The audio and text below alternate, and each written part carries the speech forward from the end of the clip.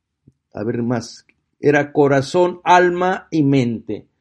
Entonces como que viene todo lo que te puede causar el mal, todo lo que te puede impedir acercarte a Dios, ahora tú tienes que afianzarte en Dios con toda tu mente, con todo tu corazón, con toda tu alma, con todo lo que eres tú, con toda tu esencia. No solamente por apariencia, con todo lo que hay en ti. Dios que escudriña, Dios que conoce los corazones, Dios que sabe lo que hay en cada persona. Ve dentro de cada persona. Dios sabe lo bondadoso o lo no bondadoso que puede ser el ser humano, ¿no? Entonces, el maestro de la ley, bueno, ya lo convertí en maestro, el escriba, era escriba. El escriba solamente preguntaba por el mandamiento más grande, porque esa era la cuestión que se estaba disputando en el círculo del siglo I. Sin embargo, Jesús le da otro, y el segundo es este: amarás a tu prójimo como a ti mismo. A tu prójimo como a ti mismo.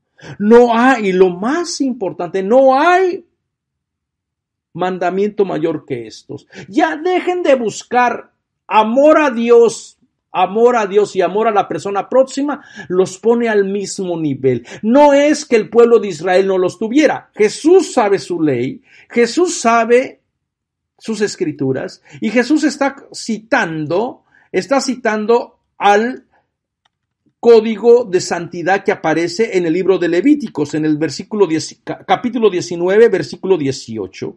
Y fíjense lo que dice: no te vengarás ni guardarás rencor a los hijos de tu pueblo, sino amarás a tu prójimo como a ti mismo. Yo Yahvé.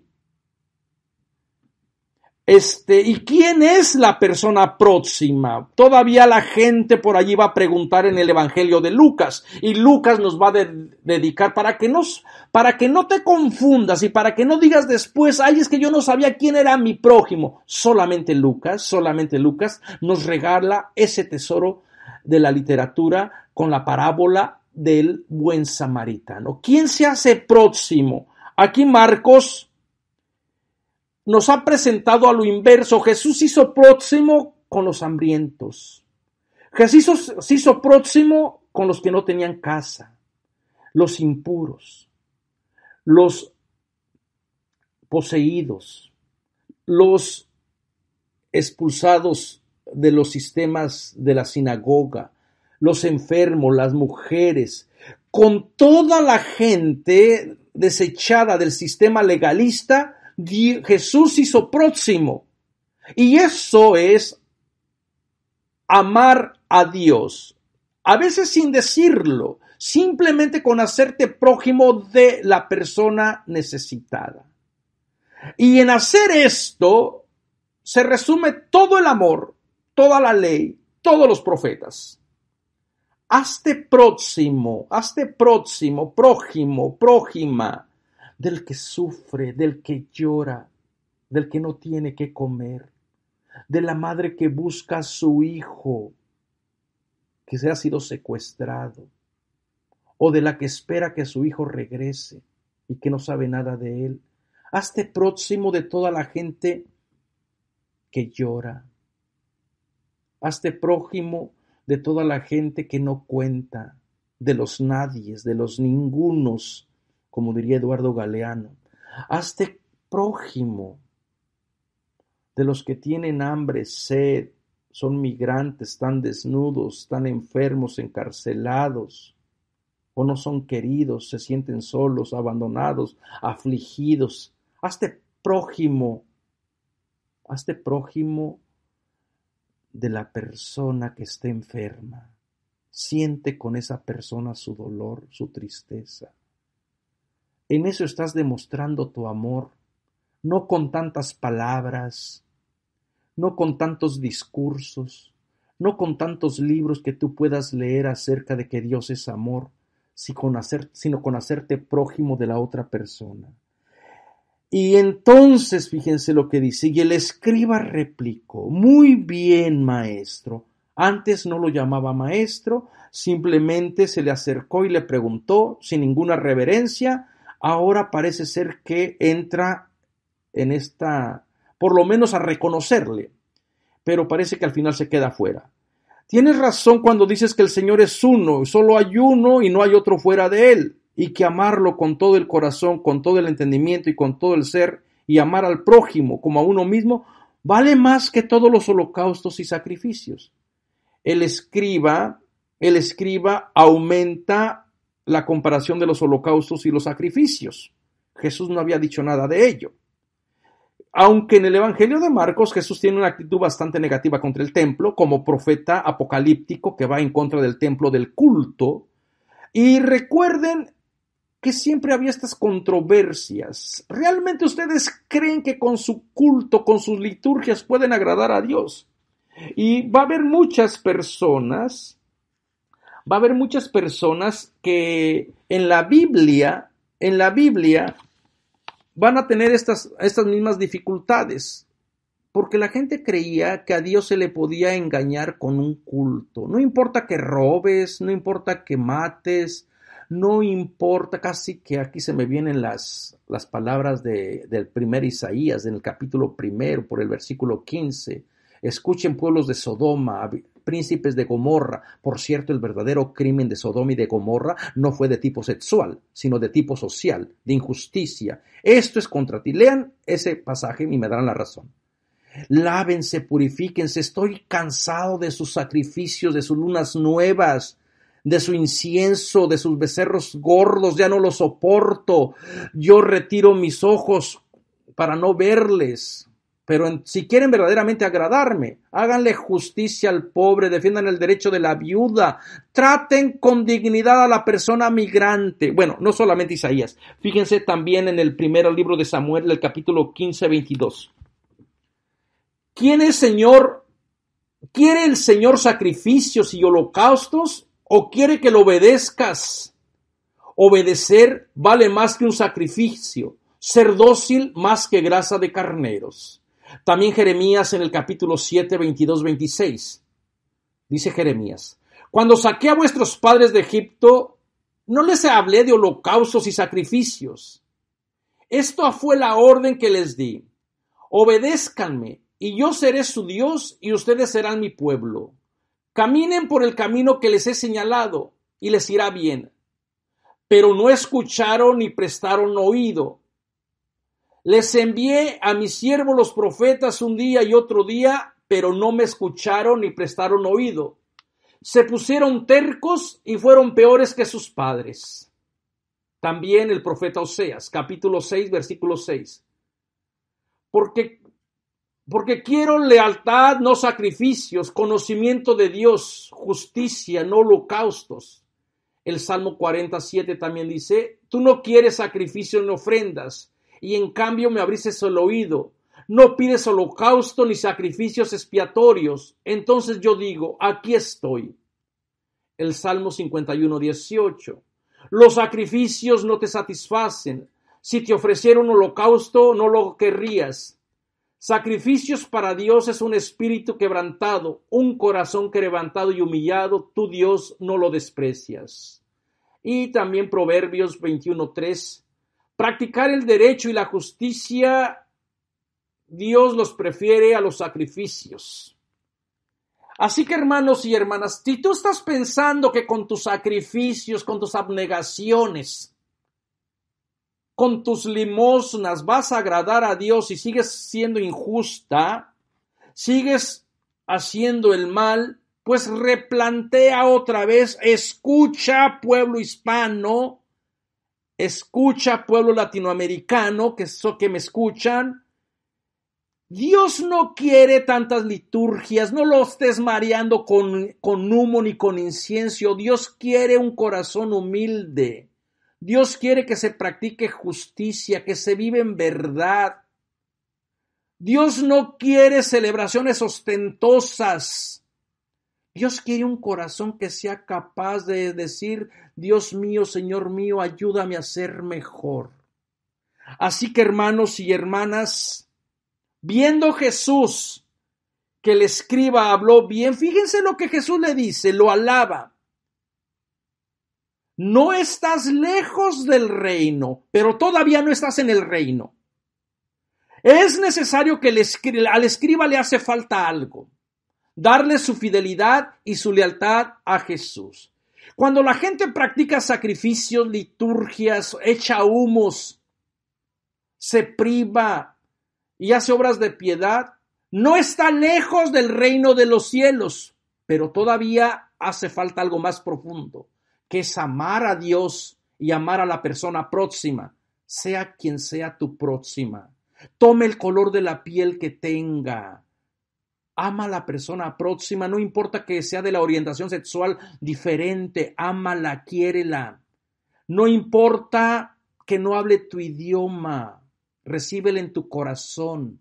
No importa que sea más pobre que tú, ve en él o en ella al Dios de los pobres. Así que, hermanos y hermanas, amar a Dios con todo el corazón, con toda la mente y a la persona empobrecida, a la persona próxima, en esto se resume toda nuestra vida, toda nuestra espiritualidad. Hagan esto y vivirán. Nos vemos hasta la próxima semana. Que Dios los cuide, que Dios los bendiga y no se olviden de visitar nuestra página de www.ibicla.org y ahí van a ver todos los cursos que estamos ofreciendo. Viene el 1 de noviembre un curso que se llama Jesús y el dinero, para que vean que Jesús no quiere sacrificios vacíos ni liturgias que no llevan a nada, ni liturgias de cumplimiento, de cumplo y miento. Dios quiere que la persona camine en verdad y en justicia. Así que visiten nuestra página y nos vemos la próxima semana. Que Dios les cuide, que Dios les bendiga. Los invitamos a escuchar más programas de crecimiento espiritual y emocional en radioclaretaamerica.com y a seguir en YouTube a la Escuela Bíblica Claretiana de las Américas. Visite ibicla.org.